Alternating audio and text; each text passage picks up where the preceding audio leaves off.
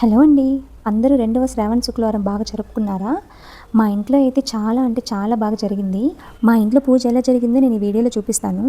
ఆ రోజు morning లేచేసి first అయితే ముగ్గు వేసేసాను బయట. ఫ్రైడే కాబట్టి కలర్స్ వేసేసాను రంగోలీకి. నెక్స్ట్ వచ్చేసి ఫ్రెషప్ అయ్యాను. ఫ్రెషప్ అయ్యేసి నెక్స్ట్ మనం వెళ్ళేది కిచెన్కే కదా.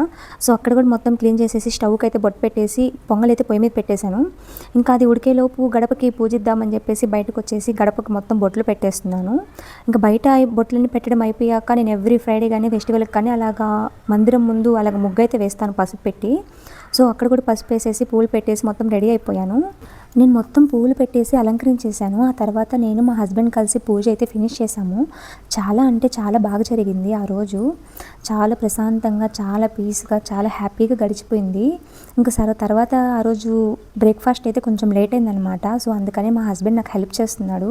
నేనేమో పొంగల్ గురించి చూసుకుంటూ ఉన్నాను. మా హస్బెండ్ ఏమో దాంట్లో చట్నీ ప్రిపేర్ చేస్తూ ఉన్నారన్నమాట. మీ ఇంట్లో కూడా బాగా జరిగింది అని అనుకుంటున్నాను. సో శ్రావణ మాసం అంటే మన లేడీస్ స్పెషల్ కదా. నేనైతే ఆ రోజు అలా రెడీ అయ్యానమాట. సో పొంగలి చట్నీ అయితే చాలా అంటే చాలా టేస్ట్గా ఉంది. బ్రేక్ఫాస్ట్ చేసేసి కొంచెం సేపు రెస్ట్ తీసుకొని తర్వాత డిమార్ట్కి అయితే వెళ్ళాము. అక్కడ ఏం కొన్నాను నేను నెక్స్ట్ వీడియోలో పోస్ట్ చేస్తాను. అంతే, బాయ్ బాయ్.